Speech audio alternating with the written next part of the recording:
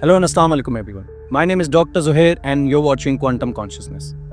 आज हम एक इंटरेस्टिंग सवाल पर आकर रुक गए हैं, जो कि है डायमेंशंस एंड रेल्म्स। क्या कॉन्शियसनेस इनसे कनेक्ट कर सकती है? क्या ये सब हमारे कॉन्शियसनेस से कनेक्टेड है? आइए देखते हैं। ये सवाल साइंस, फिलॉसफी और स्पिरिचुअलिटी तीनों में चर्चा का मौजू रहा है। हम इस वीडियो में सीधी जुबान में समझाएंगे कि डायमेंशंस और रेल्म्स का क्या मतलब है, कुरान और सूफीज़म का क्या कहना है, साइंस क्या सजेस्ट करती है और प्रैक्टिकल तौर पर क्या मुमकिन और क्या स्पेकुलेटिव है। सबसे पहले डायमेंशंस। सीधा मतलब यह है कि डायमेंशन एक मेजरमेंट का तरीका है जिससे हम जगह और वजूद को डिस्क्राइब करते हैं। हमारी रोजमर्रा की दुनिया 3 स्पेशल डायमेंशंस पर मबनी है: लंबाई, चौड़ाई और ऊंचाई।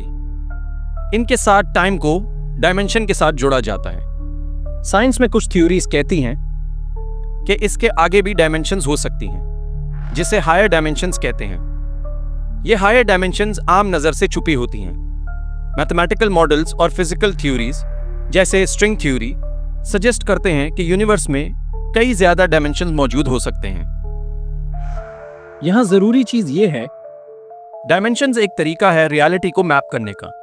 ये मैप हमारी परसेप्शन पर मबनी होता है। जो चीज़ हम ऑब्जर्व करते हैं वो अक्सर उन डायमेंशंस में ही मौजूद नजर आती है जिनके लिए हमारे टूल्स और सेंसेस कॉन्फ़िगर्ड हैं। रेल्म्स या आलम से मुराद वो मुख्तलिफ हालत या डोमेन्स हैं जहां वजूद के मुखालिफ पहलू एग्जिस्ट करते हैं। साइंटिफिक लैंग्वेज में हम कह सकते हैं physical realms, information realms, mathematical realms.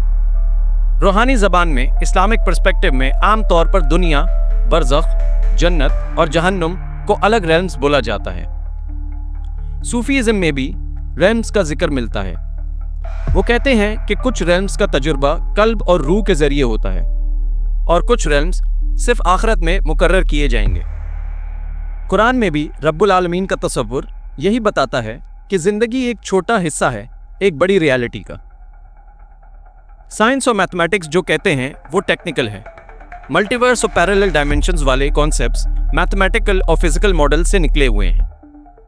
ये मॉडल्स बताते हैं अगर इनिशियल कंडीशंस या फिजिकल कांस्टेंट्स थोड़े से मुख्तलिफ होते तो एक मुख्तलिफ तरह का कॉस्मोस होता।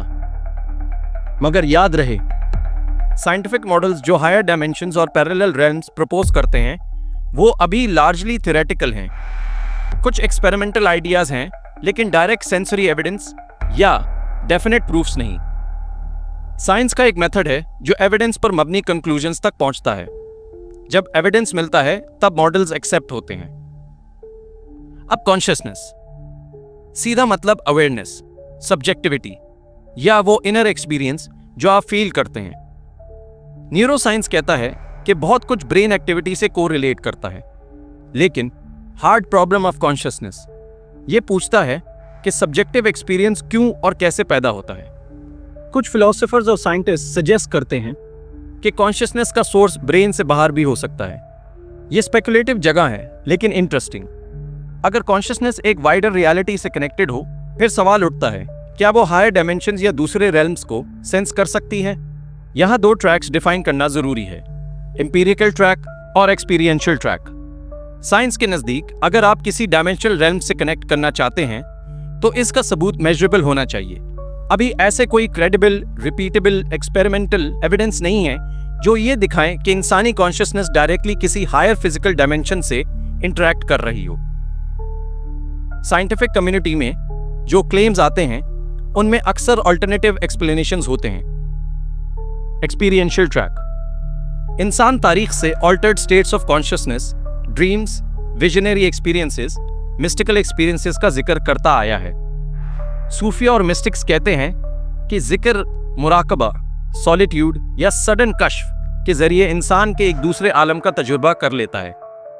यह तजुर्बा ऑफन इंटेंसली रियल होता है लेकिन सब्जेक्टिव भी होता है। इसका मतलब ये नहीं कि यह एक्सपीरियंस ऑब्जेक्टिव प्रूफ है कि एक एक्सटर्नल रेल्म एग्जिस्ट करता है, लेकिन ये जरूर बताता है कि इंसान का इनर सिस्टम कुछ ऐसी हालत प्रोड्यूस कर सकता है जो आम वर्किंग रियलिटी से मुख्तलिफ होती है। एक सोबर नजरिया ये हो सकता है कॉन्शियसनेस के कुछ एस्पेक्ट्स ऐसे हैं कि वो इंटरनल स्टेट्स को चेंज कर सकें, ऐसे एक्सपीरियंसेस प्रोड्यूस कर सकें जो हमको एक डिफरेंटली डायमेंशनल रियलिटी का एहसास दिलाते हैं। ये एक्सपीरियंस रियल हो सकता है, लेकिन उसका ऑन्टोलॉजिकल स्टेटस दो तरह से देखा जा सकता है: इंटरनल साइकोलॉजिकल स्टेट या real interaction with non ordinary realm. दोनों इंटरप्रिटेशंस पर सोच मुमकिन है। साइंस अभी दोनों का वर्डिक्ट क्लियर नहीं दे सकती। इस्लामिक टेक्स्ट और सूफियाना एक्सपीरियंस का कहना यह है कि इंसान के पास एक इनर फैकल्टी है जो हकीकी रियलिटीज का दरवाज़ा खोल सकती है। कुरान और हदीस में इल्म गैब का जिक्र है जिसे सिर्फ अल्लाह जानता है, लेकिन इंसान को कुछ निशानियां और कश्फ मिलते हैं। बरज़ख, रुकू, वही, इल्हाम, ये सब ऐसे तजुर्बे हैं जिन्हें क्लासिकल स्कॉलर्स अलग तरह से समझते हैं। सूफीज़म का तजुर्बा अक्सर ये बताता है कि सिंसियर प्यूरिफिकेशन ऑफ हार्ट, जिक्र और मुराकबा से इंसान को एक क्लैरिटी मिलती है जो आम परसेप्शन से आगे होती है। ये क्लैरिटी किसी को एक रेल्म का यकीन दिलाती है। फिर भी इमाम और उल्मा हमेशा एहतियात का पैगाम देते आए हैं। हर इनर एक्सपीरियंस को शरीयत और अकल के नज़रिए से परखना चाहिए। आखिरी बात, इस फील्ड में बैलेंस बहुत ज़रूरी है। दो एक्सट्रीम से बचा जाए। पहला एक्सट्रीम मटीरियलिस्ट रिडक्शनिज्म, जो सब कुछ सिर्फ ब्रेन के केमिकल्स समझा देते हैं। दूसरा एक्सट्रीम अनक्रिटिकल मिस्टिसिज्म, जो हर हेलुसिनेशन को कॉस्मिक ट्रूथ मान ले। दोनों से बचना चाहिए। तो सादे अल्फाज में डायमेंशंस और रेल्म्स का कॉन्सेप्ट दोनों साइंस और स्पिरिचुअलिटी में मौजूद है। क्या हम कॉन्शियसनेस से इनसे कनेक्ट कर सकते हैं? आपसे एक रिफ्लेक्टिव सवाल छोड़े जा रहा हूं। अगर आपको एक ऐसा तजुर्बा मिले जिसने आपकी रियलिटी बदल दी हो, तो क्या आप उस तजुर्बे को अपनी जिंदगी का सेंटर बनाओगे या उसे साइंटिफिक और स्पिरिचुअल दोनों नजरियों से परख कर अगला कदम उठाओगे? अल्लाह हाफिज।